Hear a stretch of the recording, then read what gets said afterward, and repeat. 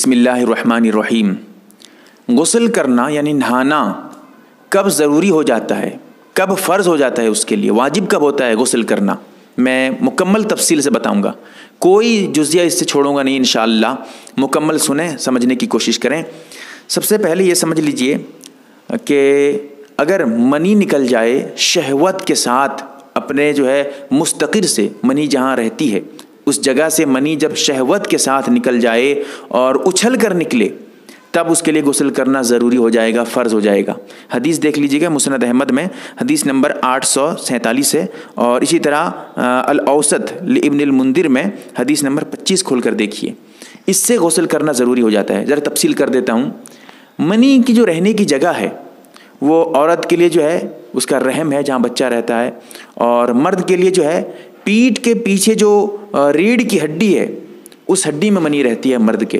جب وہاں سے شہوت کے ساتھ نکلے تو اس کے لیے غسل کرنا ضروری ہو جائے گا۔ اگر شہوت کے ساتھ نہ نکلے، کسی بیماری کی وجہ سے منی نکل گئی، کسی بھاری چیز کو اٹھانے کی وجہ سے منی نکل گئی، یا کمزوری کی وجہ سے منی نکل گئی خود بخود، کوئی شہوت نہیں، کوئی جوش ووش نہیں ہے، اب اس کے لیے غسل کرنا ضروری نہیں ہوگا اس صورت میں۔ لیکن اگر جوش کے ساتھ نکلے، شہوت کے ساتھ نکلے، اب اس کے لیے غسل کرنا ضروری ہو جائے گا، جیسے منی نکل جائے، چاہے یہ مرد ہو یا عورت، سب کے لیے برابر ہے۔ اب یہ پہلا مسئلہ تھا۔ دوسرا مسئلہ یہ ہے التقاء ختنین، جیسا کہ مسلم شریف میں حدیث نمبر 809 پہ موجود ہے۔ التقاء ختنین، اس سے بھی غسل کرنا ضروری ہو جائے گا۔ یعنی التقاء ختنین کی تشریح کر رہا ہوں آپ کو بتاتے ہوئے، یہ چاہے انزال ہو یا نہ ہو، یہ جماع کی ایک صورت ہے، بیوی سے ملنے کی، ہم بستری کرنے کی، یہ ایک صورت ہے۔ چاہے ہم بستری جماع سے کرے یا کسی بھی عورت سے کرے، یہی مسئلہ ہے۔ چاہے وہ منی نکلے یا نہ نکلے، جب التقاء ختنین ہو جائے اس سے غسل کرنا ضروری۔ التقاء ختنین یعنی دونوں ختنوں کی جگہ کا مل جانا۔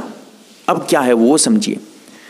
اس کو الفاظ دیگر یہ بتایا جاتا ہے، مرد کے شرمگاہ میں جو سپاری ہے، جب وہ عورت کی شرمگاہ میں چھپ جائے، اب سمجھو کہ اس کی ختنے کی جگہ جہاں ختنے سے کاٹا جاتا ہے، ختنے کے وقت جس چمڑی کو نکالا جاتا ہے، وہ چمڑی جب عورت کے ختنے کی جگہ کی چمڑی کو چھو جائے، اب غسل کرنا ضروری ہو جاتا ہے۔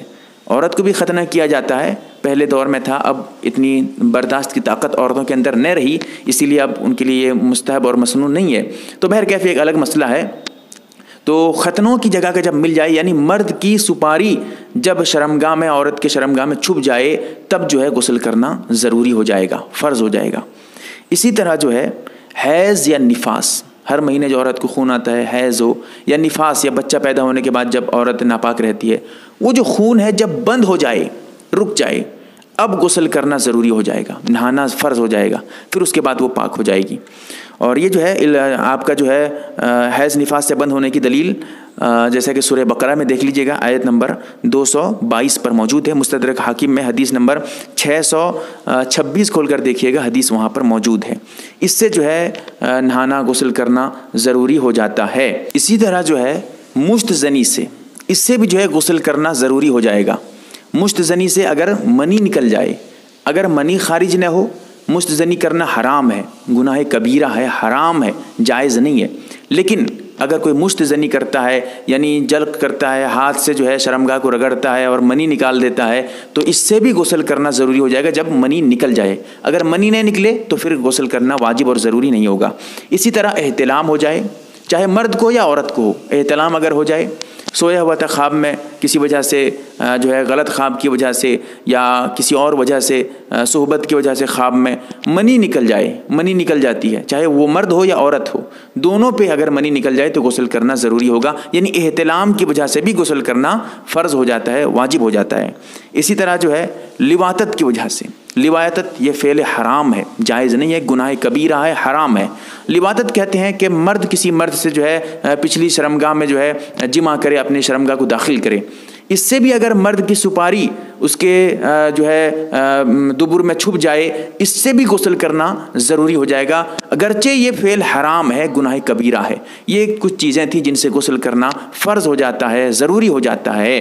اللہ تعالی ہم تمام کو صحیح سمجھ عطا فرمائے۔ نہ سمجھ پائیں مجھ سے پوچھیں تاکہ میں وضاحت کے ساتھ تفصیل کے ساتھ آپ کو بتا سکوں۔ کمنٹس میں پوچھیں، نمبر وغیرہ سب موجود ہے، یا علماء سے رابطہ کریں۔ لیکن جو مسئلہ آپ نہیں سمجھ پا رہے ہیں اس کو جو ہے اپنے طریقے سے نہ سمجھیں، بار بار میری باتوں کو سنیں، انشاءاللہ سمجھ جائیں گے۔ پھر بھی نہ سمجھ پائیں رابطہ کریں، غلط طریقے سے قطعاً نہ سمجھیں۔ اللہ تعالی ہم تمام کو صحیح مسئلہ سمجھنے کی توفیق عطا فرمائے، آمین یا رب العالمین۔